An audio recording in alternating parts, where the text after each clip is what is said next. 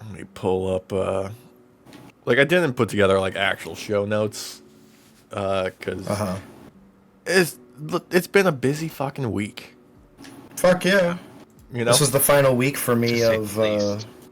my crazy schedule. So for a little while at least. for a little while. Like Yeah. what till like let me think here. 4th of July, isn't that when it kicks back on? Yeah, but also one of my employees is leaving at the end of the month, and we have 2 different contracts coming up. So, like, hopefully we get those filled, but I might have to fill his hours in the meantime. Why is it always you that has to fill those hours? And why can you guys never hold on to anybody? We're springboard, technically. Like, So, like, people pass through to move on, and they get experience for becoming a cop, and then they find out that they're too smart to be a cop, and then they try and come back. It's a vicious cycle. it is a vicious cycle. It's a vicious cycle. Yeah.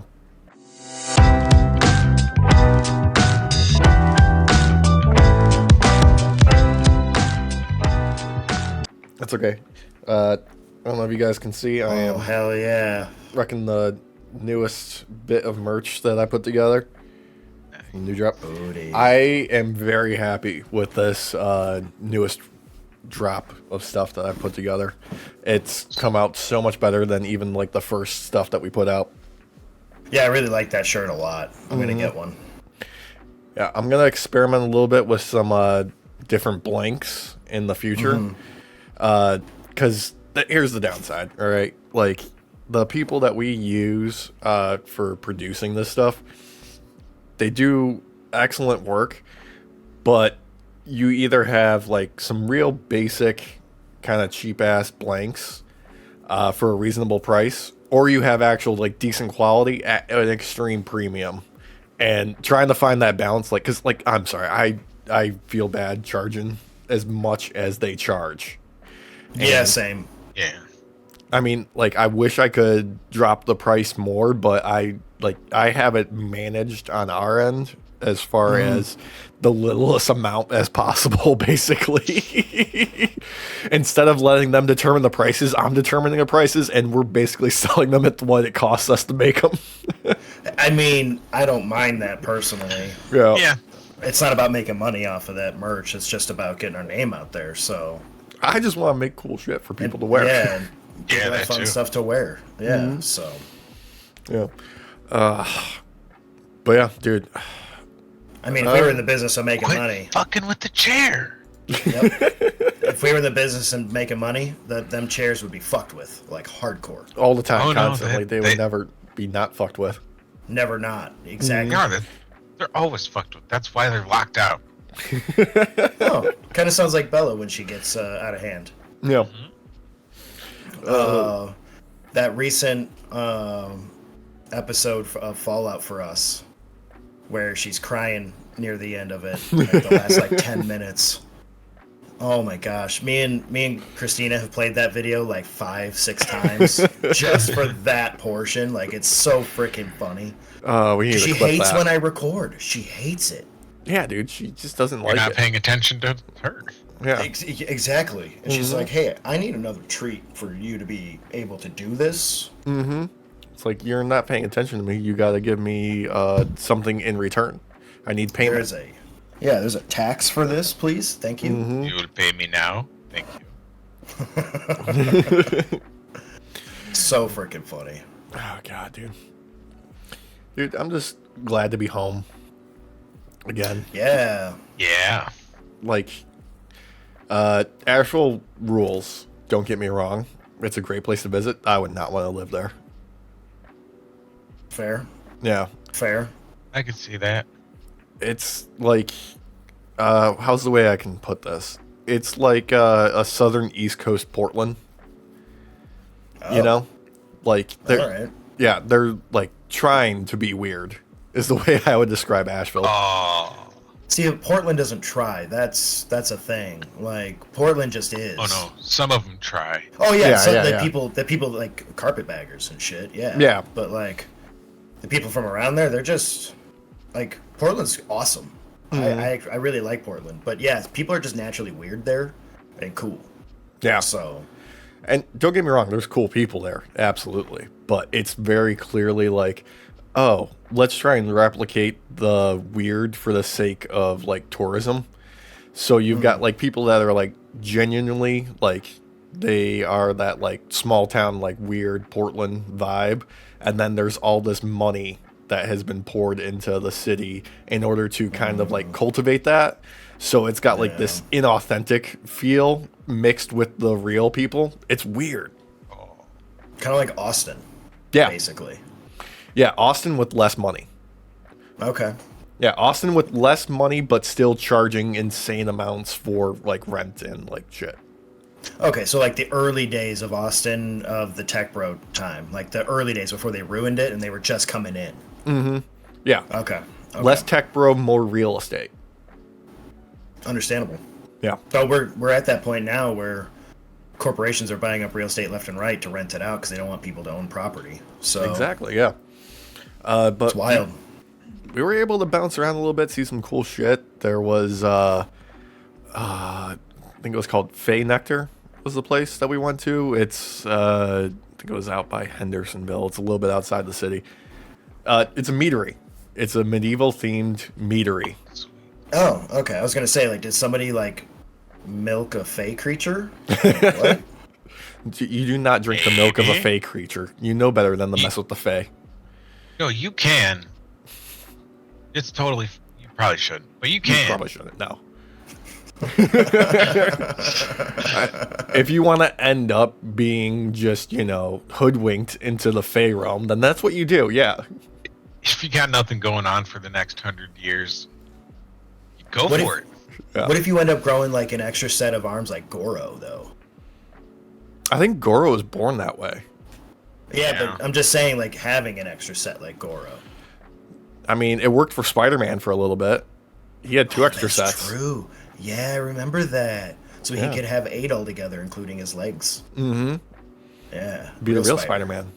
And then there was that Yeah. episode he was turning into Man Spider. Oh, yeah. Yeah, dude. Oh, are they gonna I bring? want to go back. Yes. I want to watch that cartoon.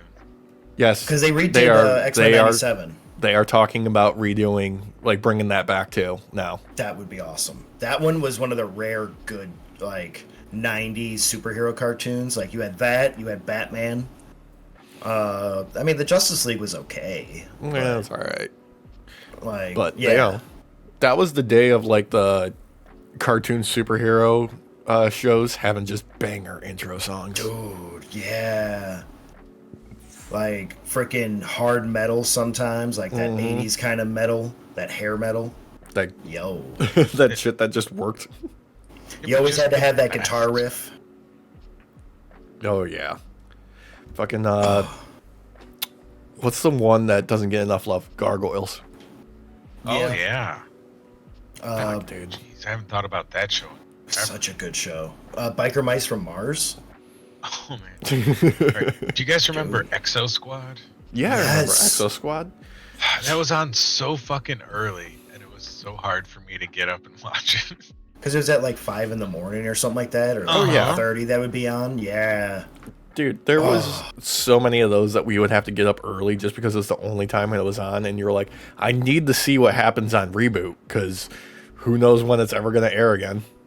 Yeah. Yes. It wouldn't. It's just gone. Oh, there was another show that used to air like either before or after Reboot that was also like like not CGI, but like slightly like Power Rangers related. It was like VR a Troopers. dude- That's the Yes. one. Yes. And they like went into the computer. Yeah. Yes. That was another one that played real early. I was so into that one. Like, Yep. they never, I- made it past the season, I don't think. I don't think No. so either. They did make like a toy like the Megazord, how like it would all like it was a long truck and turn into the legs. I remember having that. Yeah. It was like the one cool Transformer toy I had, and it was that off-brand janky one, but I loved it. Beetleborgs. Big Bad Beetleborgs. I remember that shit, yeah. That was a weird fucking show. That show made no sense. That No sense, because like it was like a weird like ghostly Dracula dude or whatever that was their Zordon or something like that. Like in He a was like spooky house. a ghost Elvis. That's what it was. That's what it was. There was Oh my also God. a vampire. There was also a Yes. mummy. There was also a werewolf. Yep. I think there was a Frankenstein's monster in there too. Yeah, that lived in this house together. They were Yeah. all just like comedy though. Like Oh, it yeah. was the kids who actually did the stuff and like grew 10 times their size when they put on the suits. Yeah. That was like 2-3 seasons it lasted, I think. Probably. What was the one set in Scotland or Ireland where they like it was basically the same thing, but they wore like knightly armor, and there was like a woman that was part of the crew, and it was like Merlin's fucking knights or some shit. I don't remember the name What? of it, but yeah, dude, it was a thing. If editing Are- Derek has time, I hope he pops up a thing because I don't remember the Please. name of it. I think Derek's making stuff up. No, I'm not. I don't remember the name of it, but like it was like kids, like or 3 people that like got magical powers and they would don like magical suits of armor and have magical weapons. Knights of The the only Round thing I can- Table. Maybe I don't I'm know. thinking It of was the live D&D action. cartoon. It was live Yeah. action. I know that. I mean, I remember the Merlin like miniseries. Yeah, no. Hopefully, editing Derek can find it because it was a weird show. And I think it only lasted 1 season, maybe 2. It's that, yeah. But it was on Fox Kids. I remember seeing it. It would play like right after fucking Beetleborgs. I'm seeing a lot of animated ones here, dude. It was not animated. That I know. It was really Wait. Fox Kids. Hang on here. Mystic Knights of Tir-na-nog. That's it. That's it. That's You're fucking looking it. at the word and you can't pronounce it. It's That's not what you dude, call a kids show.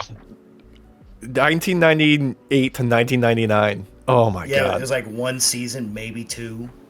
I just remember it playing right after Beetleborgs, and it was really fucking weird. And it's like they had really shitty old cameras. Dude, 1 season, 50 fucking episodes. Oh, okay.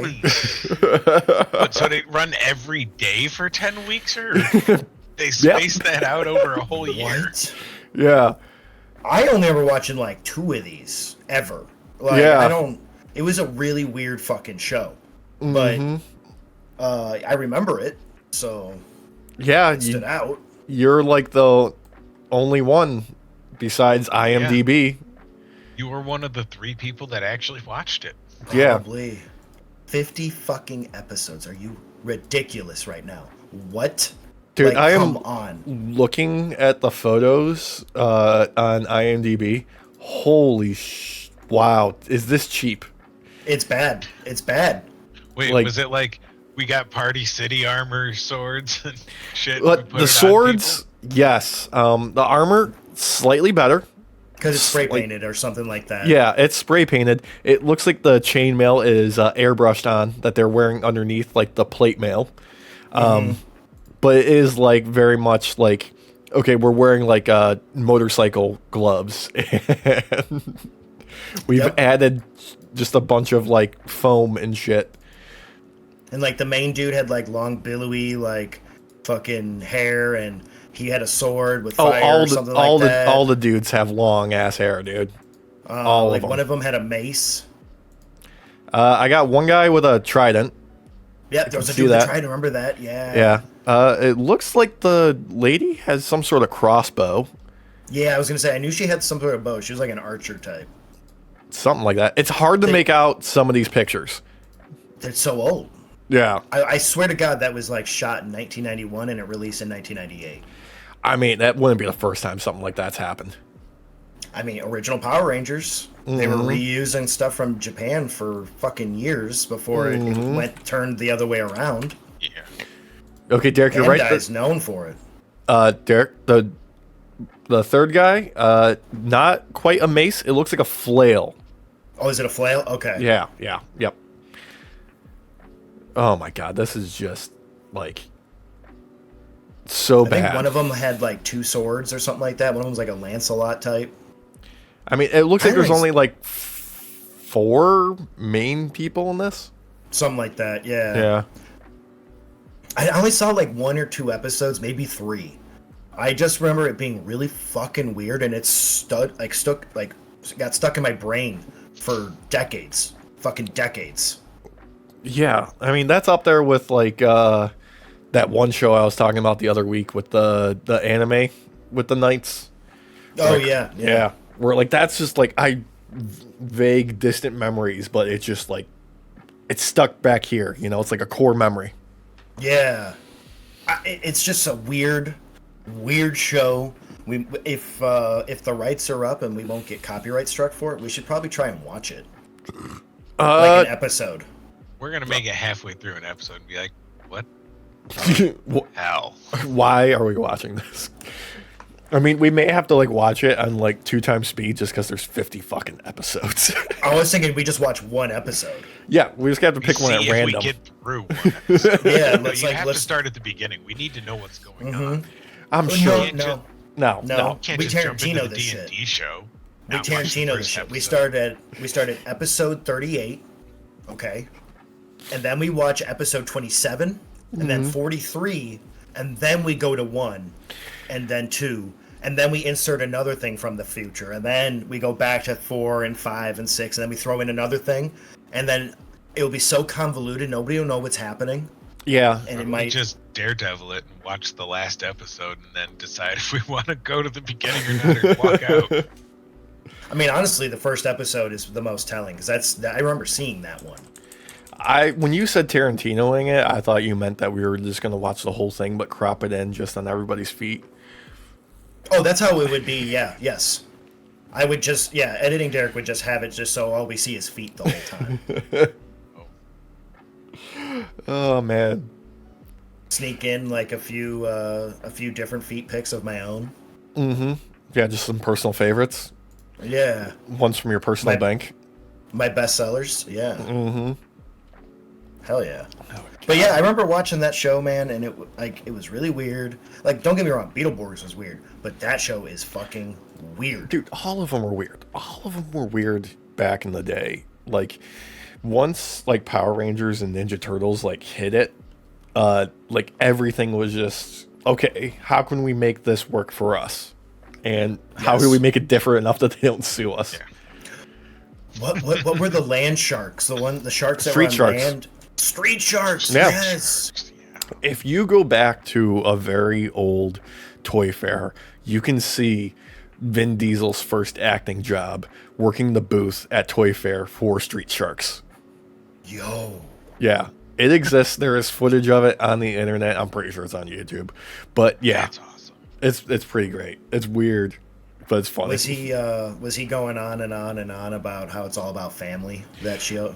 No, he had different talking points he was getting paid to talk about. Oh, okay.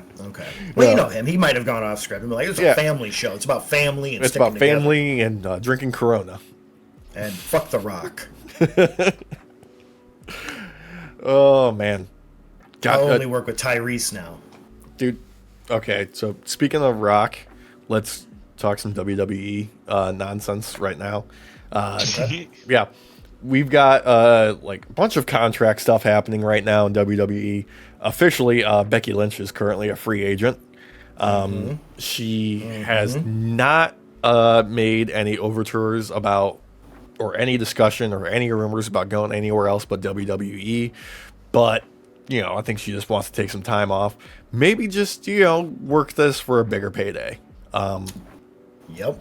Tony We Khan. kind of talked about this a couple weeks ago with that, man. I think it's a smart move on her end. She gets to take time off. Mm-hmm. She gets to help Seth out with his healing, with his back and everything. Yeah, she's off too, right? Yeah, he's injured. Yeah. Take some family time. Recuperate. Exactly. And get a better payday out of it, because if there's any hint that like AEW or anybody else is approaching her, that amount that WWE might throw her way will go up exponentially. Yeah, the circulating rumor right now is biggest payday for a female wrestler of all time. Highly believe that. But I think it was last week, before it was like official, like she's a free agent, Tony Khan was like, you know, asked in an interview, and he said, look, I'm not going to engage in contract tampering, but I am interested.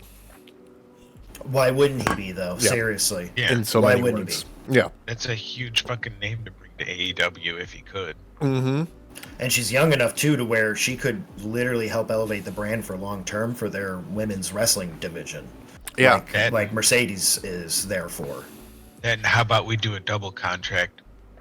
You and your husband. I mean, didn't he recently sign though? I believe was it his contract was up too? Yeah, I think he is like all of these are going to be happening in the same roundabout time frame because we just got the negotiations for the distribution with WWE wrapped up with the whole Netflix deal, and that was all the contracts were kind of structured around when their next distribution deal was going to hit, so that way they could negotiate around that. So that's why you're seeing all of these going around right now. But yeah, apparently Seth signed like a $3 million contract. It was like right around WrestleMania, I believe. Yeah. Yeah, it was early May is when they said that he signed for like quite a few years, I think. Which makes sense, though, because that's where his fans are. Mm-hmm. And the type of crowd work that he does, it would be fucking stupid of WWE to let him go. I mean, he's over right now with their crowds. Like, he can do no wrong, all of that. Also, funnily enough, I think it was reported last week that, like, the average, like, WWE, like, full-time roster contract is worth about $360,000 annually. That's not bad. Yeah, they're making good money over there, and I'm here for it. Like, you know, get these people paid. You're risking your body. Mm-hmm. I know the whole like wrestling is scripted and all that to some degree. Sure, but that doesn't mean any of this stuff doesn't hurt or doesn't cause damage. Accidents happens that end careers. Most recently, make your money. Double or Nothing. Adam Copeland doing that bump off the top of the steel cage broke his tibia. Mm-hmm. He's on the shelf for who knows how much time.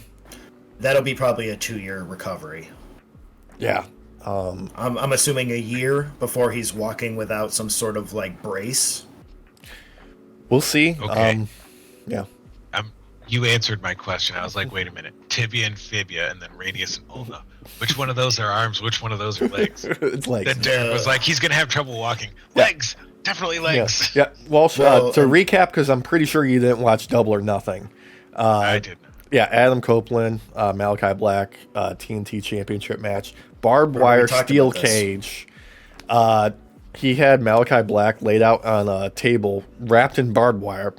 He then climbed to the top of the steel cage and did an elbow drop on like right about center of chest, I want to say, is where he hit him with the elbow. But he came down like flat-footed from the top of the steel cage. So that did him in. That's Yeah. It doesn't matter how strong your bone is, it's snapping. Yeah. Interesting choice for Copeland to do that, make that decision. But, you know, maybe he was just thinking he was younger than he was and he could take it.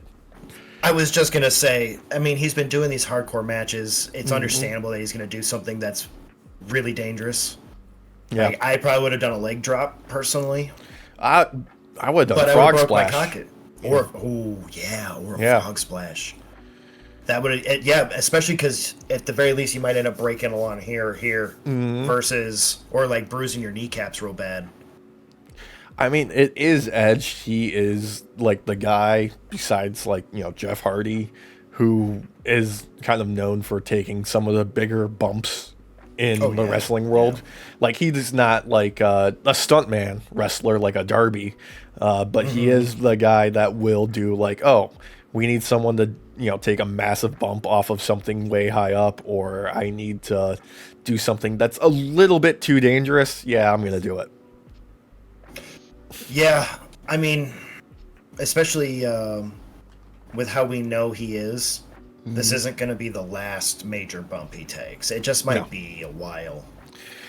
Yeah. It depends on how bad the break was, honestly. If it was a clean break, then he could be back a lot quicker. But depending on, because the landing was so weird, man. So, like, I feel like it broke, but not like that. Like, it broke like that. Yeah. where there's some overhang, like a bad break. Yeah, It I'm just sure seemed that way to me. Yeah, I'm sure we're gonna get updates, in the weeks and months to come. There was a lot of fan footage of him, taking that bump. So you've got every angle imaginable to see that happening. It was bad. Yeah. It was bad. It was rough, but great match. Fuck, dude. Oh, hell yeah. Actually, great pay-per-view overall. Right off the bat, we had... there was some stuff during the buy-in, Deonna Purrazzo versus Thunder Rosa, and then Acclaimed versus Cage of Agony. But main card, right off the bat, Roderick Strong, Will Ospreay. Looking to steal the show on the first match of the night, dude. So I had made a judgment call there that Roderick was going to retain. Because I figured it would lead into more feuding, but I mean, it was an amazing fucking match. I am going to say right off the bat, like, I kind of wanted them to give it to, Will Ospreay right here because I wanted him to have something to do before, like, Wembley at All In. But apparently after this week's Dynamite, no, we're going straight for the AEW Championship at Forbidden Door. They're not waiting. Hell yeah. The man needs to have a belt on him. Yeah, and he does. He's international champion already. I just didn't think it would happen this quickly. Which, now that we're just saying like that quickly, Mercedes Moné, first match, she's got a belt. Okada, first match, he's got a belt. This is like what I'm used to in older wrestling, because I know AEW tends to do a lot of like older type of gimmicks and stuff, but like, I don't know. I don't like belts switching off to someone that fast. I like to see the work up. Now Ospreay deserves to have a belt. I'm not saying he doesn't. Nothing like that. I just feel like you could have gotten more out of the feud with maybe holding off a little bit. I feel like sometimes you gotta have a belt switching around a little bit until it lands on someone and it hits with the audience. Yeah, but that's the thing. Roderick was over, man. Like, and Roderick didn't have it that long. He didn't have that long. He wants it back. Yeah, actually now. Act 2. Right now, actually, I think this upcoming Wednesday, Roderick Strong is challenging Swerve for the main title. Okay, if he's moving up in opportunities there, at least like that, then sure. Yeah. Because he's a great wrestler. He's a great wrestler. God, the dude has a gas tank like you wouldn't believe.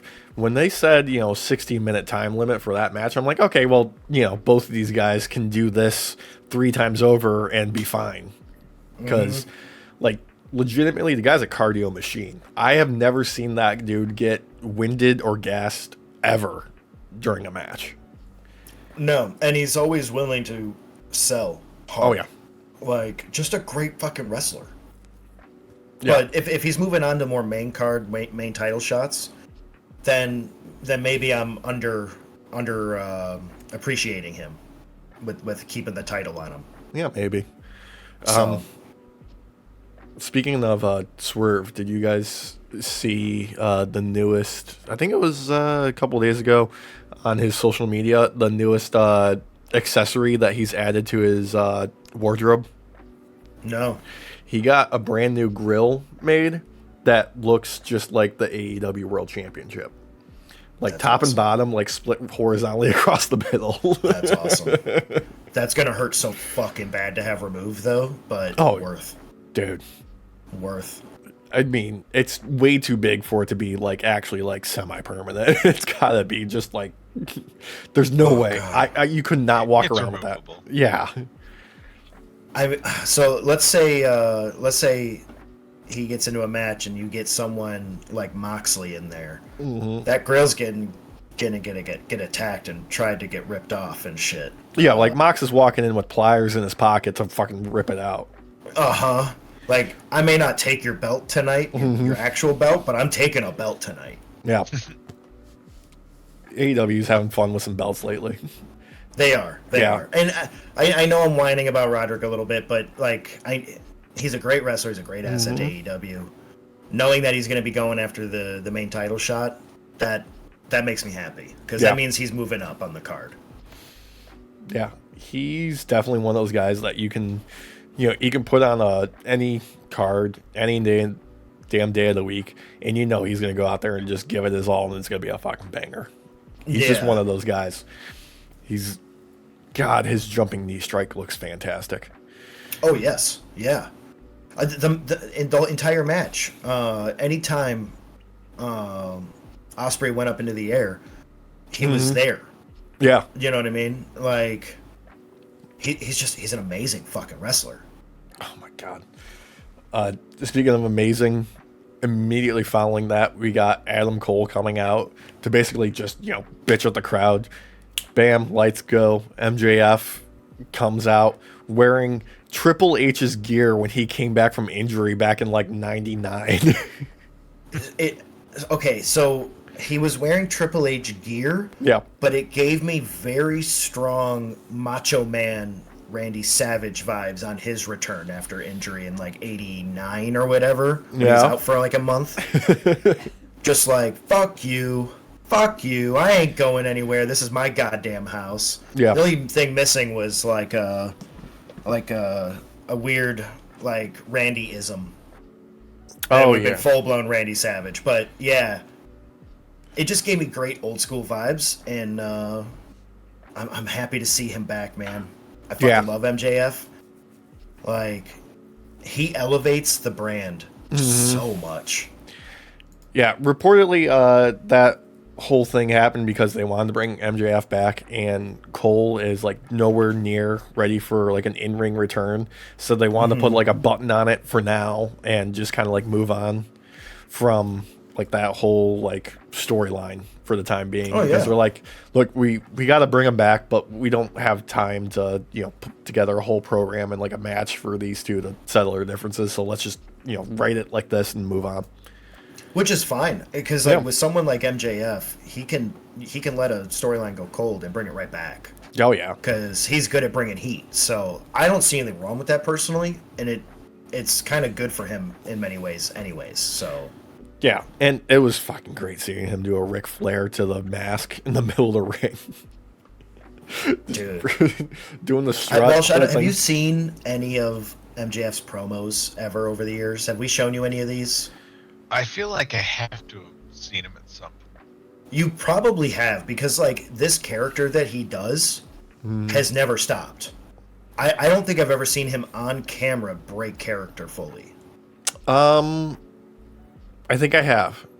It was oh god, it's a ways back, but it was on some show that it was like a indie show way back in the day. I think he was just being interviewed by like some random like YouTuber who was there on set with them, just hanging out. But even then, like his character is basically just himself turned up to a billion. Oh yeah. I mean, the very first interview I ever saw with him was like a backyard kind of brawl with that lady interviewer. Oh, Tits McGee. Yeah, yeah. Great freaking promo. Sold me immediately. Sold me immediately. And the Burberry scarf, like, come on. Yeah, he's had that like set from the beginning. Well, we should probably sit you down and have you watch his wrestling interview. Yes. Yeah, Oh, it's on that YouTube page. It goes for like 2 hours long, and he is just eviscerating everyone and the host the entire time. There's a highlight reel. There's a highlight reel. Best ones. Like, legitimately, I think my favorite running bit that he does is telling the host that he needs to lower his chair so he's not taller than him throughout the interview. And he keeps giving him dirty looks every time he thinks it's taller than him. Yeah. So good. He's like, I need you. No, lower it back down. Lower it back down. Did you raise it? He's good at roasting people, man. He's good at it. Like, seriously. He's just good at fucking breaking people down. Like, on the fly, man. On the fly. Oh, yeah. I'm trying to think No, I mean that pretty much covers it, except for the fact that he got an AEW tattoo on like the back of his calf to cement that he has re-signed. Apparently, they're not going to do that, Bidding War 2024 storyline with him at all. Damn, I was hoping they would. I It's mean, gonna be hilarious in 3 years when he goes to WWE. it's Like, likely, it's wrestling. Never say never. I was gonna say I'm not gonna say it won't happen. Like, I it's just unlikely, but it'll be hilarious. if he feels like it would elevate his brand more, he would do it for sure. Like, there's no doubt. He knows that his character in this kayfabe is worth it. So, I just think that he enjoys the amount of control he has over his character, which is why he's sticking around. I think you are exactly laughing at the reason I am getting irritated right here. Look at that. You see this? You see this fucking shit? watch. All right, let go. This Yeah. fucking thing. Yeah. I'm just gonna sit here and fiddle with this. Whoa, behind the scenes stuff. You gotta mess with the cord too. Yeah. I am. You gotta unplug it and replug it back in. All right, now shake it. Shake the crap out of it. Shake it like Shake a it Polaroid like pic. Damn it. Yeah, I beat you to No, I it. was shake gonna it say like that. Shake it like it's a water bottle filled with Kool-Aid, so you know half of it isn't dissolved. Oh yeah. And then you just it's like straight shot of sugar when you have a straw. Oh god. No. Oh, childhood memories. Oh, And then your God. teeth are like, you get that like gritty feeling all day, no matter how many But- times you brush your teeth. Yeah, but you were also at the beach, so you're not sure if it's the sugar or sand. Oh god, no. Oh man. And then like you come out of the ocean and you can't tell if it's sugar or sand in your shorts. Well, it's definitely sugar. No, it's It is sugar. You're right, because that's where I keep my sugar, and I'm like, crap, my extra sugar. Yeah. Oh no, my pocket sugar. See, this is why I only carry high fructose corn syrup. Oh, high fructose, High fructose corn syrup. You suck. high fructose, Yeah. Never mind. Yeah. high fructose corn syrup. That's true. Yeah. You know, honestly, it's easier to mix. If anything, it's a nice little snack. You can just right onto it. Mm-hmm. You get some sweetness right away. It's a good wake me up because the amount of sugar that's going to be hitting you immediately is going to be insane. Yeah, and it doesn't get stuck in your pockets. It's syrup, so You keep it sealed. Come on, dude. Come on. well, what if it comes out? What if it comes out? Are you an amateur? Is this Yes. Clearly, I only ever keep pocket sugar. I don't keep pocket fructose syrup. No, you Yeah. keep. No, okay, go ahead. Like, do you keep pocket syrup in the same pocket as you keep your pocket sugar and your pocket sand? Because you need all three. You're also forgetting pocket glitter. Oh yeah, not pocket glitter. That's in the little jar. You can't. You have to keep that contained. It'll spread Yeah. if you don't. Exactly. Why we made cargo pants. 17 different pockets. They're all filled with different granules or syrup. I tend to like to mix and match because I don't want my two liquids kind of mixing in together. So I think I would put my pocket sand with my pocket high fructose corn syrup, and then I would put my my pocket glitter with my my pocket battery acid. Okay, when did the battery acid enter the picture? I needed a second liquid. Oh, see, the battery acid you put in the flask, right? Yes. Yeah. Okay. Yeah, a lead flask. I mean, we're all about safety over here. We are. Things pretty safe was the AEW's Triple Championship, Bang Bang King versus Death Trial. Fun. Real fun, real straightforward, real fucking simple. Like, let's go out there and give these people a fucking show. Type of. That was a fun match. That was a blast. I Bang bang gang. feel like most of this was just let's give a reason to have these guys on the show so we can bring Juice Robinson back and be a goddamn animal that he is. I mean, I think most of the time AEW's like with their pay-per-views are like, let's just have some fucking fun. I mean, that's kind of their MO at this point. It's like, if you don't buy the pay-per-view, you're missing out on just what is going to be them at their most fun. The downside is how much you typically have to pay for the pay-per-views. I know. That's why I highly recommend keeping an eye out for when they do the deals where it's buy one, get one, or you buy the triple package where you get 3 pay-per-views for the price of one. Like, that's the way to go. Yeah, Bleacher Report sometimes has deals going on. Especially if they have like a back-to-back kind of thing going on. They'll be like, hey, why don't you buy both of these for the same price? Yeah, and reportedly for folks across the pond, you can get it for much cheaper using a VPN and paying in USD, but also still being across the pond. Apparently, the last pay-per-view, people were able to pick up for like $12 American. Really? Yeah. What? Yeah. I'm going to have to read a little bit more how they're able to pull that off, because, Makes damn. sense. Yeah.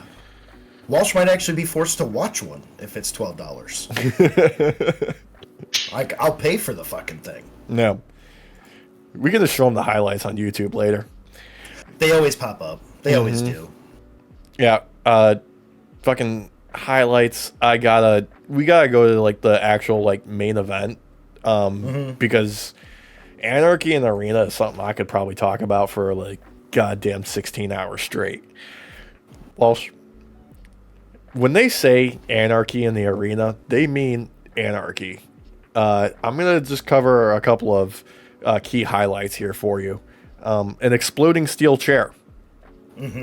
Super kicks with thumbtacks on the bottom of shoes. A man getting drowned in an ice bath. Yep. Another gentleman being run over by a bus. Yep. How do you get a bust in the ring? No, it was outside. Don't you? They brawled to the outside.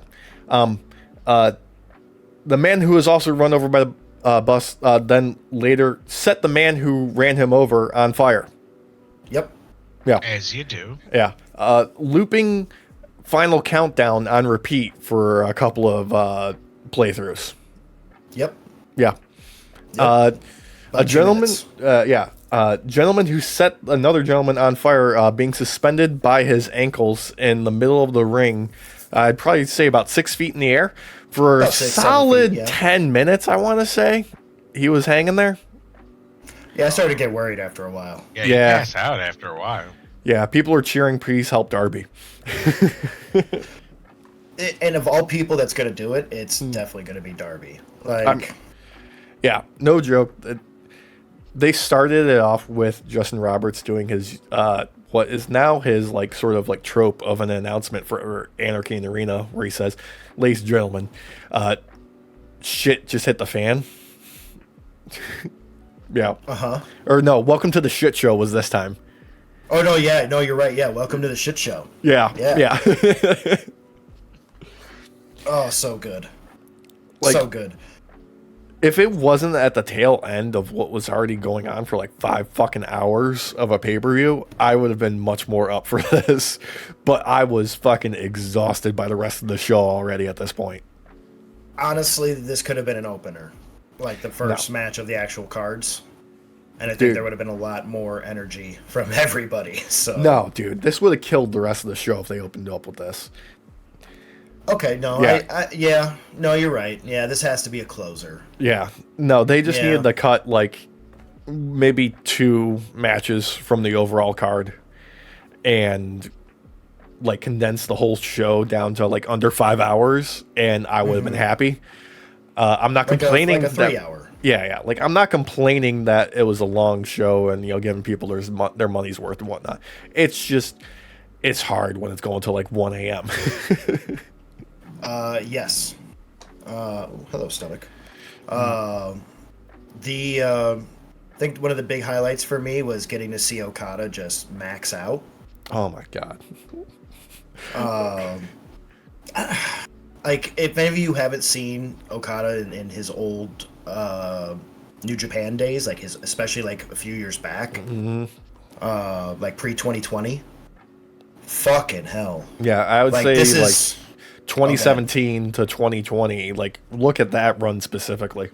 and that's what this feels like to me. Like there's that renewed energy about him that is just awesome, just absolutely awesome. Yeah. Did you see him being presented with a brand new car on Dynamite on Wednesday? No, I didn't get to watch Wednesday.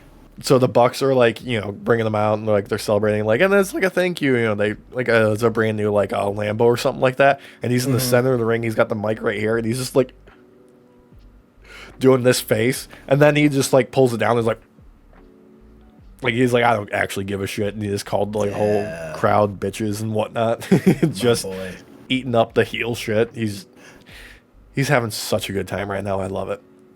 I get the feeling that thing might get set on fire or crushed.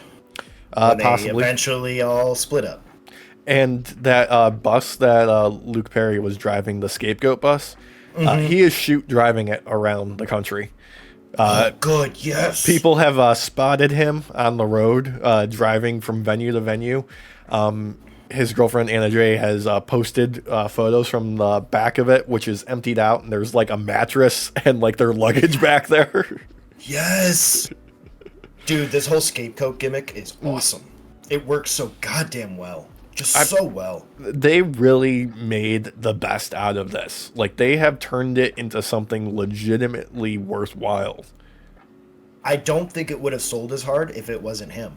Because his little mannerisms and everything with this, like the hug where he's giving the smirk, like this has all been meme worthy. Yeah. And that's what makes it last. I mean, I love the fact that he set himself on fire. Well, correction, Darby set him on fire with a flamethrower, but Yes. yeah. Well, But he allowed himself to be set on fire. We're gonna have to show you the footage. It's great, and also we're gonna have to find the footage of from the arena from the fans showing Tony Khan getting out of the way. Have you seen this? Oh my God, he does a Dark Souls dodge roll to get off of the stage out of it. He's just rolling and rolling down the ramp. Oh my God. Okay, Tony's recent bit of getting more involved, I gotta say, it's making AEW more fun overall. I like the amount of involved that he is currently doing. Like, he is not turning himself into a full-time on-screen character, but he is turning his character into someone that is, involved in the show. He's not a hidden figure. He is, like, actively a part of AEW. Dude, and not only is it great for the fans that are already watching, but the amount of press that he's been able to pull off from now being involved more. Yeah. Outside of the wrestling kind of viewpoint. The presser with the neck brace. Beautiful. Yeah. Beautiful. Got everybody talking. And everybody played into the kayfabe, which was great. Yeah. Absolutely great. What I love about Tony is he plays into the kayfabe. He plays into the storylines. He commits to the bit, but he's a terrible actor. Which is what makes it so good, though. Yeah, it's endearing. It really is. Like, as long as he leans into it. Yeah, he's got a clear example of how to not fucking do it from another company. But yeah, one of the biggest reasons I like AEW and have is for so long is because of how much they don't always take themselves seriously. They're willing to just have fun. Yeah. So not every show is a banger. Don't get me wrong. Like there's ups and downs, but overall, you could just tell these people are having fucking fun. Yeah. I'm trying. Like, I want to say the best example of like people just flat out having fun was probably like Anarchy in the Arena, because you had the whole bit with them changing the songs on the fly. I think it was Nicholas Jackson getting on the mic saying, "Hey, we have a budget to think about. Every time you play that damn song, The Final Countdown, it costs us like $200,000. Pick a different song or just stop it entirely." Like in the middle, just a middle of all of the chaos in the arena. It's great. So good. Yeah. Okay, so they're just they just know how to put on a good fucking show. Yeah. Like, every time you get them, you're guaranteed to get some just great FaceTime from them, and their ability to make you hate them, like, it's second to none almost. Yeah. I'm trying to think about like some other stuff that's happened since Anarchy and Arena, since Double or Nothing. We got Forbidden Door coming up. Already cemented main event is going to be Will Ospreay versus Swerve for AEW World Championship. I don't think he's gonna have two belts. I don't think he's going to have two belts either. I feel like this might be like one of those things where like, okay, we're just going to run it back to Wembley or something, or we're just going to like get this out of the way for the time being type of deal. I kind of feel like it's about like solidifying Swerve's position more than anything else. I think, don't get me wrong, I feel personally that he has owned this belt day one. Yeah, he's done pretty damn good. I think he's missing like a kind of reign-defining feud right now. Yeah. And I think that'll come when Hangman shows his face. I think that's going to be the one for like his title reign. That's the one I would like, personally. That one makes a lot of sense, because the only other one that would pop out in my head immediately would be Moxley. Ooh. And even then, Moxley's busy. Yeah, so I don't know if they could really pull that off right now. Also, shout out to Good Guy Mox for not bleeding in his match in the lead up to the barbed wire steel cage and Anarchy in the Arena. Yeah, that was nice of him. I'm also glad that Kitty is here to listen to that. Mm-hmm. Kitty. Oh, Oliver. Little kitty butt. Mm-hmm. Just waiting to see what he destroys. Question mark tail. Reverse question mark tail. No, but I... Set your face on fire. You're going to set your face on fire. You've done it before. Oh, God. No, don't. Run, Oliver, run. Be safe. Hi, Kitty. Stay away from the fire. Yeah. He's like, no, let me towards fire.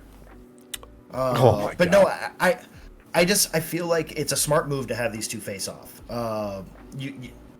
Ospreay, amazing wrestler, a lot of heat he can bring, and at the end of the day, he's going to help solidify Swerve's position. This could be that long-term feud where it's just, it depends on how the match would go, Yeah. But I could see this being something where Ospreay's like, you know what? I don't want this fucking belt anymore. I just want that belt.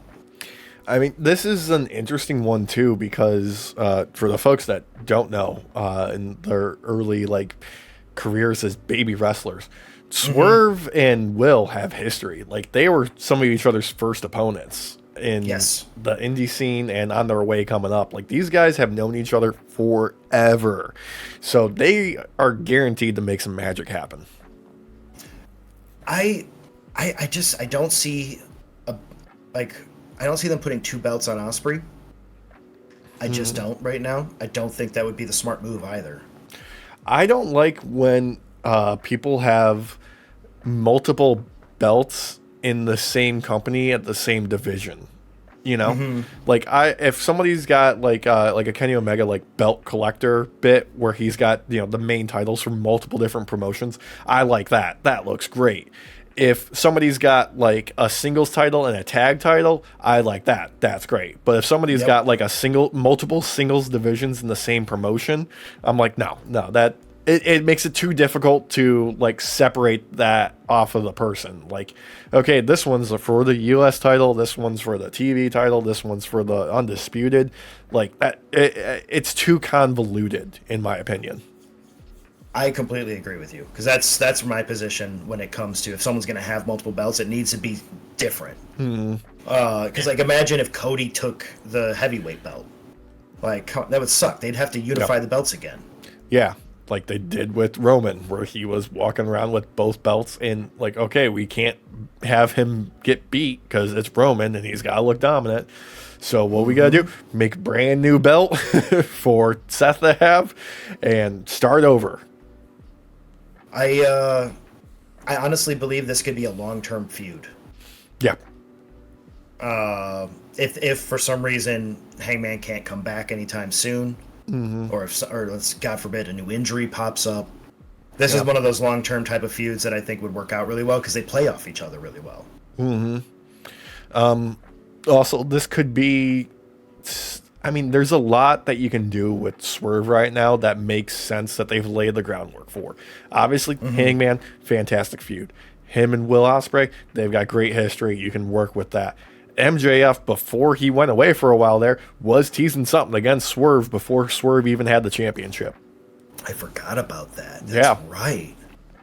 That would be a great one, too. Bring him right back into that. Yeah. Oh, God. And then, yeah. I like that, actually, because that brings a lot of heat to both of them. MJF would have to work his way up to get the title again because he's been out for a while, but... Yeah, but they are due to do another Dynamite Battle Royale with the Dynamite Diamond Ring, which he has retained every single time they've done it. So, that could be it. Work his way into a title shot there. Speaking of title shots, there's a lot happening right now with kind of redistributing what title shots happen and whatnot. Because King and Queen of the Ring just happened, and we had okay, that means they get a title shot at SummerSlam. There's some mix up. Now they're shifting things around. The SummerSlam is going to be 2 nights. Yeah. Wait, is that this year? It's going to be 2 nights. I think it's next year. I think it's next year. They're going to do it 2 nights. Okay. But that's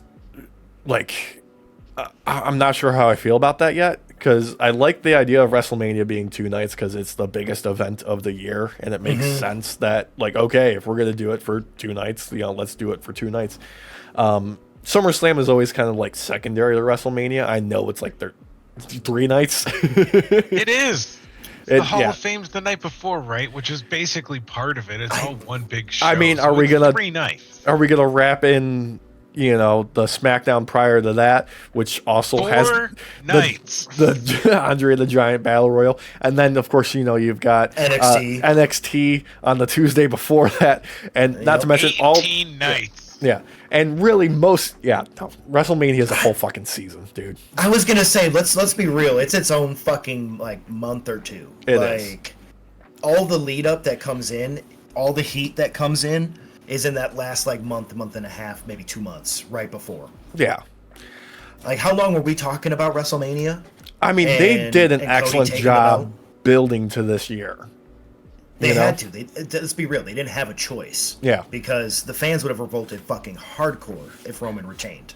Well, not only would they revolted hardcore if Roman retained, but they had a big job ahead of them with, okay, we've got Vince gone, let's actually put our names on what WWE is going to be from now on.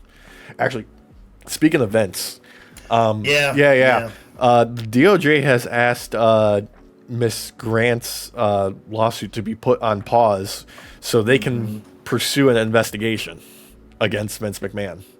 Yes, so all these people that were being because we all heard about the pause before the reasoning. Because the pause, the leak about the pause came out a day or 2 before. Yeah. And people were speculating hardcore, being oh, see, there's no case. Look, Vince is a free man. He did nothing wrong. It's no, this is a weird pause. Let's just wait a little bit. And it was a day later. A fucking day later, DOJ was hey, brother, we need this to be paused because we need to look at some of these things. Yeah. It's okay, so there might be some actual federal fucking charges that come this way. Exactly. We had speculated about that on that episode when we were talking about all this and breaking it down. Actually, we had said if the DOJ decides to get involved, this would go on pause. This would go on hold until that either the investigation is over or if they decide to move further with bringing in a judge and handing out warrants and the like. Yeah. So this is indictments. Yeah. Which is crazy because just before that happened, WWE as a corporation's legal stance came out, and it was what you expect from a corporation. They weren't like denying anything. They weren't making any sort of statements, taking any sort of positions. But what they were doing was they were trying to pursue arbitration, as it was laid out in her like NDA, in her paperwork, all of that, which is probably like the smartest position they could have taken. Really, it's the safest thing you can do as a corporation when you're put in a position like this, because you unfortunately you have liability and you can't admit it, and there is nothing you can do about it because the man who owned and ran the company at that point in time, you know, he's the one to blame. But as a corporation, you are basically that person at that point in time. Yeah. Yep. I do see them trying to pursue this hardcore during the hold. Yeah. Even though I don't think she'll take it. No. I think it wouldn't be a smart move for her. She'd get way more money if she waits for this DOJ investigation to end. They're going to try over and over and over again. But the problem that they have is that NDAs are very hard to enforce when something like SAing is involved. When something... Derek, just to clarify, not just SA, but NDAs do not cover illegal activity. Right. Yes. Well, that's what I was going to lead into. Thank you. I appreciate that. Because once you start breaking the law, no matter what you're doing, that NDA is no longer enforceable. Like with Trump. It's a legal expense. Yeah, exactly. 34 legal expenses. I'm sorry. Not to segue away or anything, but it's like it does fall in line with this though, because like with Cohen did sign an NDA, yes, but there was a legal activity which made that NDA null and void. Now it's not SA, but it doesn't matter. Felonious activity, or even I think even misdemeanors too, any sort of law breaking, instantly nullifies. Instantly. Well, so here's the important thing about NDAs in the most recent past couple of years. There has been a shift in like what you can enforce in an NDA in a legal aspect, as far as what you can actually behold a person to. Before, like, NDAs were much harder to get around. These days, really, all an NDA can protect you on is more or less trade secrets. Yes. Things of that nature, like things that would give competition to another corporation an advantage over you. That's about all you can expect an NDA to protect you from in this day and age right now. And I mean, even then though, like a lot of these non-compete clauses have been found to not be enforceable either though. So it really kind of blurs the line of whether or not you can say things. You know what I mean? Like, at the end of the day, I don't see NDAs as really being a whole lot, personally. Like, now, there are some times, yes, where they're super enforceable. But for the most part, I think there's a lot of gray. More gray in the past few years. Yeah. So, handshake agreement. Exactly. And really when it comes down to is like, you know, trade secrets, for instance. That would be something that you can kind of potentially protect through an NDA or a non-compete of, you know, on at least the legal aspect. That's enforceable. And rightfully so. Like, you don't want, you know, like your secret sauce to get out. And right. That makes sense. Otherwise you're going the Boeing route and hiring Agent 47. Yes, and you're having to unwhistle some blowers. Yeah. Yeah. I mean, they can whistle. It just comes out their forehead now. Right. Oh, yeah. Speaking of which, I heard that Putin was about to whistle blow against Boeing. Really? And I heard that Netanyahu was going to as well. So Boeing, maybe get on that. Yeah. They were talking smack, and they were riding an Airbus to the United States right now. In fact. Yep. Yeah. I heard that Netanyahu is actually responsible for the sabotage in Germany of the laser guidance chips for the F-35 that they purchased. So if you want to get on that, Boeing, get on that. Oh, God. Yep. Oh yeah. Speaking of which, there is a like humble bundle kind of thing going on right now for TTRPGs. It's $10. It's on itch.io. Mm-hmm. And it's raising money for trying to help the victims of the genocide going on right now in Palestine. Hell yeah. You know what? Humble Bundle is fantastic. I've used them a couple times in the past when they've done fundraisers like this. Mm-hmm. Really, this one's not. So this one's not Humble Bundle directly. This is itch.io. I just want to make that clear. But it's 354 creators have gotten involved in this, and these are a bunch of TTRPGs that you can play and run with your friends. Help you. Some of them are tools to help you create your own TTRPG or create your own story and world and all that. I highly recommend checking it out. Itch.io. If editing Derek is smart, he'll either put up a little thing or have Alex put it in the description down below. I like how you just blame everything on editing Derek whenever you're like, if he feels like it. It's always up to the one that's the most omniscient. Yeah. So, that's fantastic. Yeah. We might as well like close out with some gaming news for this week. Yeah. Star Citizen has pulled in $700 million, and there is still no release date in sight. That is just a scam. Yeah.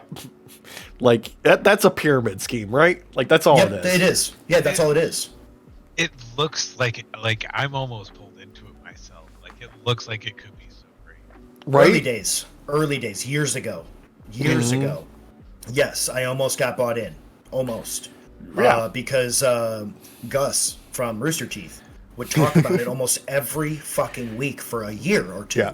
And they would always be asking him how much money he spent. And it went up to like $10K or some shit. I know. He spent a stupid amount of money on that. And that's why he talked about it, because he had to convince himself it wasn't a terrible idea. Right. Now, I did watch some gameplay the other day. Mm-hmm. Gameplay. Yeah.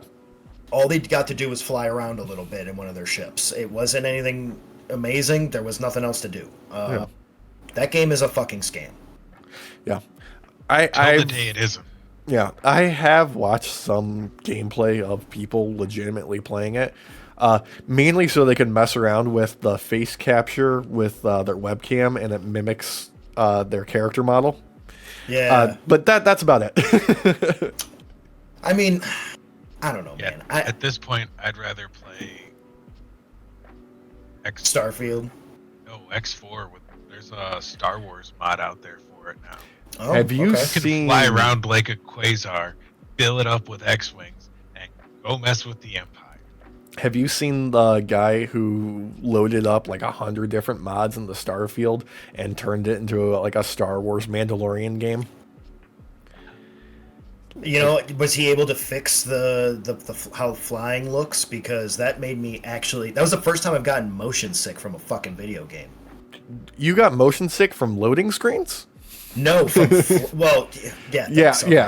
When I actually got to move around for like the 30 seconds, I like immediately got sick. Really? Like, fucking immediately, yeah. Oh, dude, and I'm someone who has flown a lot, been on boats where motion sickness you would expect to fucking happen. Mm-hmm. I don't get motion sickness easily, and I got nauseous like within like under 5 minutes of being in that fucking ship. Yeah, so yeah. I deleted it immediately.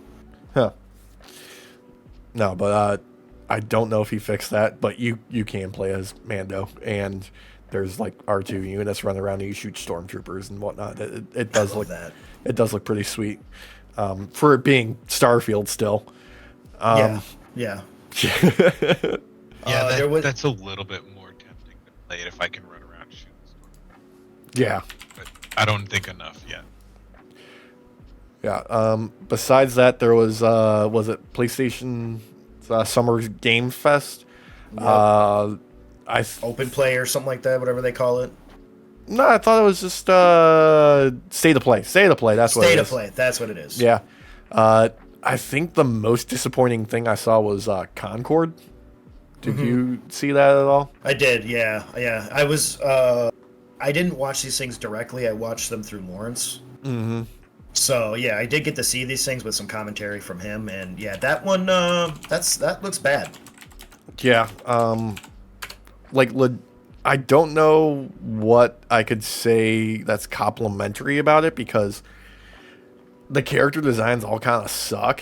I mean, at least their silhouettes are different enough you can identify them. Sure. Which is important in like a 5v5, I believe it is, shooter. I think it was 5v5. Yeah, but other I don't know. than It's that, basically like Rainbow Six Siege in that respect, in the how you fight face off and shit. It looks ugly. yeah, it just looks like so generic that I'm turned off on it. Yep. Honestly, I think we brought this up last week while you were gone, but or maybe it was the week prior while you were here when it was me and you. I don't think consoles are lasting that long, man. Yeah. With the way they're budgeting things and the type of games they're looking to do in the future, it's less about putting out a good game and one that might stick with you, like a smaller type of indie company, and more about these big, over-the-top, constantly updating, constant things to purchase inside, like Call of Duty and shit like that. That's what they want now. It's games as a service is kind of like the direction that the whole industry is leaning towards right now. And I think it's hilarious that you brought up that Call of Duty pass because they just released their new Fallout skins where you can wear a Vault Tech suit and a Pip-Boy in Call of Duty now. Yep. And it's coming to Game Pass. Yep. We talked about that last week, but it is coming to Game Pass. And importantly, there is not going to be a separate Game Pass tier of Call of Duty. Which said. I was worried about. I think we did bring that up because that was one of the things that was kind of like, everything might change on Game Pass so they can actually make money off of this again. Yeah.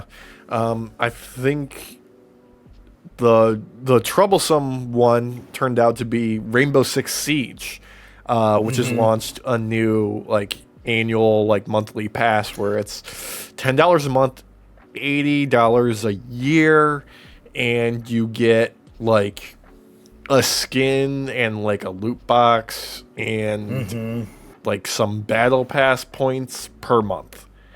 And people are just ragging on it. Oh yeah. I'll go play Vegas too, thank you very much. Well, let's be real. Rainbow Six Siege is at this point what, a 4 to 5 year old game? Yeah. Why do this now? If you were going to do that, you should have done that either a year after the release or as it was releasing. It's too late now. You've missed that window. Squeeze every penny. I mean, that's what it is. That is them squeezing out the last like couple of bucks they can get out of the game. Like at this point, Ubisoft's business model. It's all right. Step one: squeeze pennies. Dude, speaking of squeezing pennies and horrible mistakes, Sony leaking the entirety of Destiny 2 early, like the DLC of the final shape, like a whole week early. I saw that today. Yeah. What? Yeah. I woke up at 5 a.m. today, and that was one of the first things on my YouTube feed. Yeah, it was a bit convoluted to have access to. Basically, you had to be streaming Destiny 2 through PlayStation's service, but you could access like all of the like important like lore content and all of like the unlockables that were available. You can read all the information. I don't think you could access any of the raid or anything like that for the new DLC. But yeah, no, like the entirety of like the data that's available was just out there in the open. And data miners immediately started digging, like immediately. So it was stupid of them. It took them a long time to get Destiny 2 back on track. Yeah. Destiny 2 is a lot better now than it used to be. Yes. Still not a game that I actually really that enjoy. I stopped playing Destiny 2 in general because I was just like, I was booting it up, looking at, okay, here's the stuff I have to do. And then like, it felt less of like, oh, here are goals that I can accomplish during my session. And it felt more like doing chores. Yep.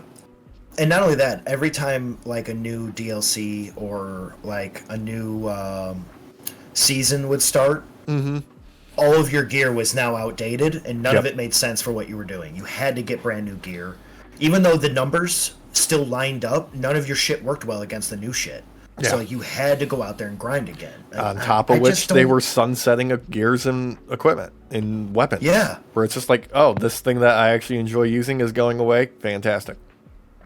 And it's just not for me, man. Yeah. Like that's the problem with a lot of this games as a service type of stuff is going down. If they were more MMO like, where they instead of like a monthly fee or something where it just got constant updates only, like a 7 days where it's always being updated, I might be more apt to give them playbacks. But with the way these things are set up, like just to even fucking jump in something like Fortnite, you're like, what's the point? I'm going to lose for the next 8 hours before I actually get a chance to get maybe third place.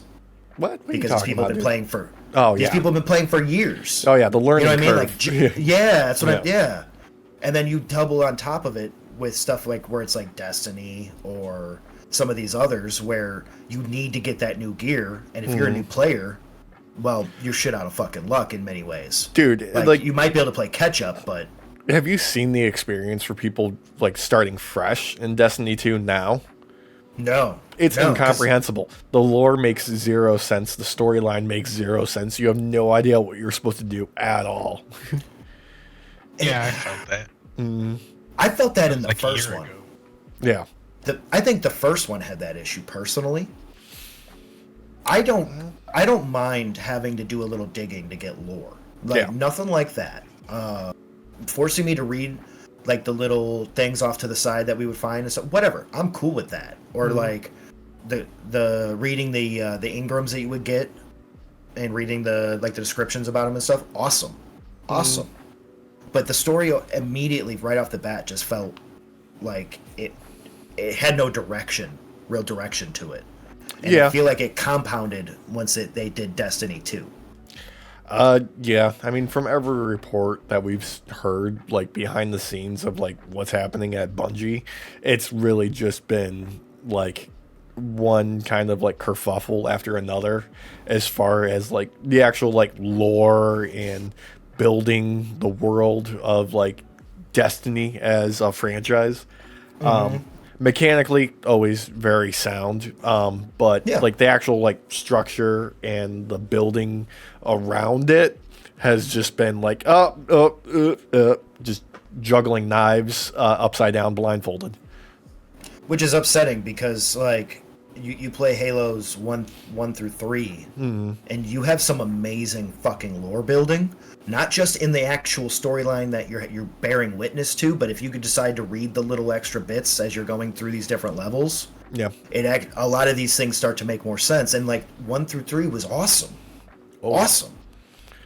4 not bad, but 1 through 3 amazing.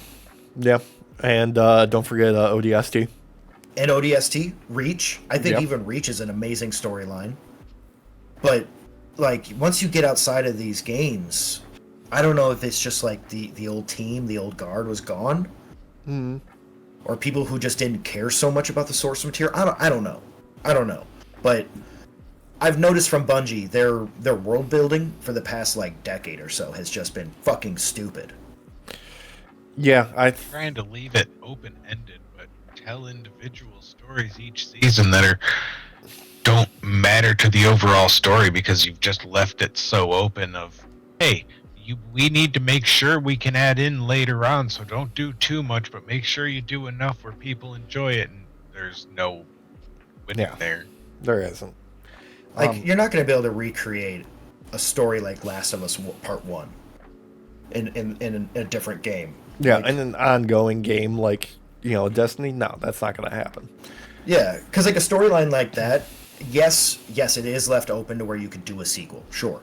But overall, Last of Us Part 1 was a perfectly enclosed storyline with a beautiful, ambiguous ending that made you want to do it again. Yeah. Speaking of Destiny dropping the ball once again, thank you, Derek, for bringing up Last of Us. Did you see the whole shenanigans with his interview with Sony, Neil Druckmann? Yes, yeah. Yeah. They had to retract it entirely because they had edited it and summarized it in a way that it reflected nothing of what he said. And Yep. he was upset about it. Rightfully so. Yeah. Yeah. You don't want to, like, Neil Druckmann has faults like all of us, but like Yeah. you don't fuck his words up, because his words are some of the most important things to him. It's his battle tools. And god damn, like, and people are wondering why someone would be upset that you need a PSN account to play their games on PC. I'm sorry. They didn't learn it again. We all commended them after the Helldivers 2 debacle. Yeah. And I don't remember what game it was, but they immediately fucking did it again. God of War.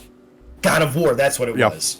And stepped right into it again. You learned your lesson from fucking Helldivers 2. Get your foot out of the dog shit and clean your fucking foot off and learn your lesson. Like, what the fuck? Quit Roombaing the dog shit all over the carpet. Yes! No, they're going to Yes! keep doing that. Did you hear what the president of Sony said of their No. strategy for releasing PlayStation exclusives on PC? They're releasing the first ones on PC in order to entice PC players to buy PlayStation 5s to play the exclusive sequels.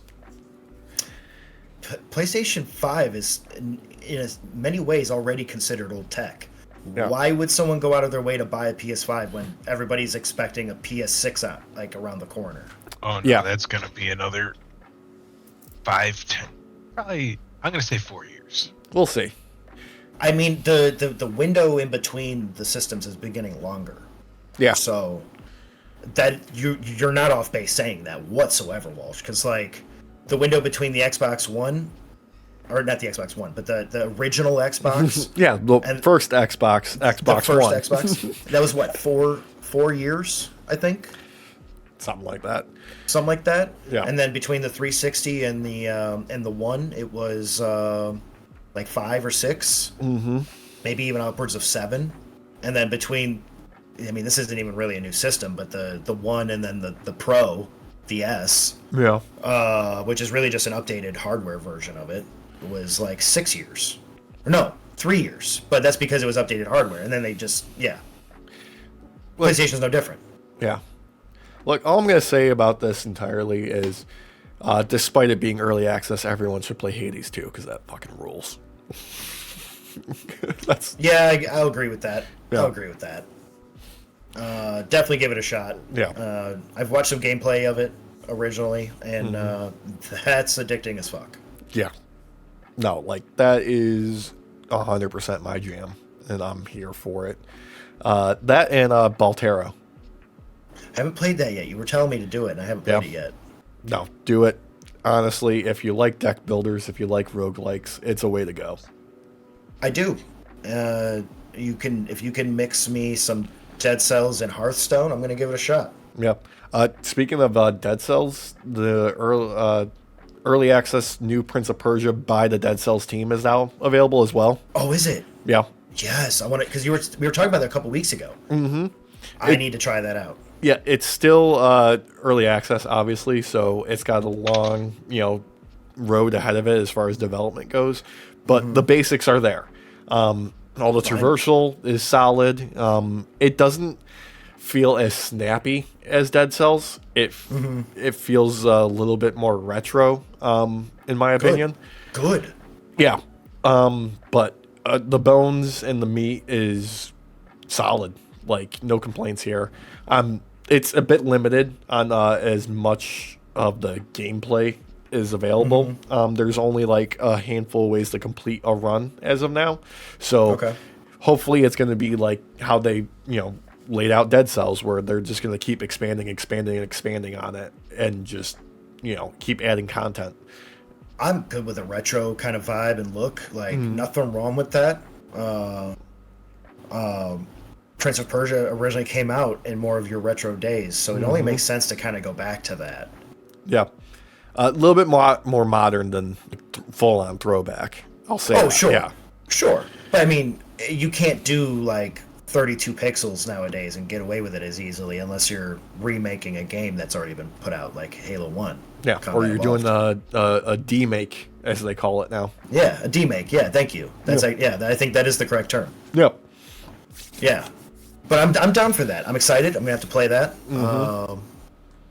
I think, unfortunately, for a lot of these major companies, they fail to recognize that going smaller scale like this, and something that, yes, is early access, sure, but has a projected window of finishing, is a lot better for them. Yeah, as long as you go with someone who's like an actual like trusted developer with a track record, I'd say this is a perfectly acceptable way of doing like early access. Like you roll out the initial game, the concept is there, it works. It's a bit farther than a beta, I'll say. And it has a roadmap that can lead towards expanding on and adding more content to. I say go for it. This is the type of like early access that works for me. Same. Like 7 Days to Die. Like, is it this week, I believe? Or is it next week? Where the 1.0 release is finally happening? I'm okay with that, because there's like now finally an end date to it. I was starting to get worried for a long time after the whole issue with, what's that gaming company that had bought them out? Oh, I can't remember. The one that did the Walking Dead games. Telltale. Yeah, Telltale. Yeah, after the 12 fallout of years. Telltale. 12 years, Derek. Yep. 12 years from Yeah, one Telltale was the publisher, right? Yeah. Yeah. But still somehow had some rights to it, so they couldn't do it. It was shenanigan. It was fucked up. Well, at least for like the console stuff, there was like, well, we can't touch that anymore. Mm-hmm. At least So- for PC, it was like a year and a half before they did an update. It just like, as long as you give me a projected window, I'm going to be a lot better off playing an alpha or a beta and play something that's unpolished and unfinished, you know? Yeah. Just, I need a start and I need an end, and I need to not be able to have to sit there and question whether or not I'm going to invest $10,000 and bring up every single week in our podcast why it was a good idea to invest that $10,000. Yes. But For spaceships, Derek. For spaceships. for spaceships that you can carry 16 other people on to work as your Yeah. crew. But Yeah. you will also need a server that can handle the 16 people, which we won't do. Yeah. But they're also going to need their own ships with their own people. And Yeah. those people will need their own ships with their own people. And those people will need their own ships with their own people. And all of them are going to need to pay $15 a month for a subscription. Yep. And yet X4 does this somehow without that. Yeah. It's not a pyramid, guys. It's not a pyramid. Like, it just kind of goes like this. Yeah. No, it's a triangle. Oh, yeah, you're right. It's a triangle. It's a triangle. It's flat. Yeah. It's a pyramid. Yeah, it's not 3D. It's not 3D. Two-dimensional. Yeah. Yeah, it's 2D. Oh man. It's very short-sighted. It is not three-dimensional whatsoever. Oh man. Before we go though, the one thing I am excited from Sony's State of Play, new Monster Hunter. Yes. Monster Hunter Wilds. Ooh boy. That's one of those series that, despite the fact that it's almost the same thing every time, it never gets old. Yeah. Yeah. Kind of like Hunting Dynasty monsters. Warriors. Yeah, it's hunting monsters. What else do I want? Yeah, let's get a Dynasty Warriors 23. There is. There is. Yeah. Yeah. There's a throwback. There's a new Dynasty Warriors on its way. Huh? A new That, Dynasty that Warriors was on its that way. was at the same. That's literally why I said it. Yeah. Because there's a Dynasty Warriors on Yeah. its Dynasty Warrior Origins coming in 2025. way. Yep. Well, now I'm excited. I Yeah. know, dude. We're gonna play it for sure. Yeah. Gonna When hack they and added that slash through co-op so mode and many shit, dude. low-level guys. Yeah. Going up against Lubu and shit. Fuck Lubu. Dude's All a you had to beast. do, wipe out all his help, Mm-hmm. and then focus on him and just counter. Just counter, just counter, just counter. But what if you accidentally spawned him early, like I always did? And then he chases you around the fucking map, and you got to run the entire time while trying to kill his friends. And you can't stop moving. You don't remember my tactic for that? It was Nope. always, Derek is getting chased by Lou. I'm gonna go do the mission. That's right, yeah. Yeah. So to be fair, we used that's to- your tactic in every game. Derek's You know, bait. If it works, why would we change it? You know, it always worked out in Der Rice in Nazi Zombies. Yep. So why not? I mean, we got really good at looping shit. So. Okay, to be fair, in Dirt Rice, I would totally take the bait. Oh yeah. Oh yeah. No, I'm not trying to sit here and say you didn't have equal share in being bait. Well, really, just when I got the flamethrower, because I would run around down below where the mystery box spawned while you'd be up top. There's just Ah, no dying. flamethrower was the best. There's just no dying once you have the flamethrower, man. That and the Thompson. You always have a refill. You always have a refill of ammo. And you have a gun that has unlimited ammo. It just takes longer to kill them every round because the flamethrower kills slower and slower round after round. Oh, god damn. All right, screw this, boys. Let's go play some games. All right, yeah, yep. let's wrap it Let's up do here. Thank you all for joining us. We'll see you next time. Remember, there's a link in the description to follow us all online and for merch. Let's say goodnight, boys. Have a good night, boys. Yay.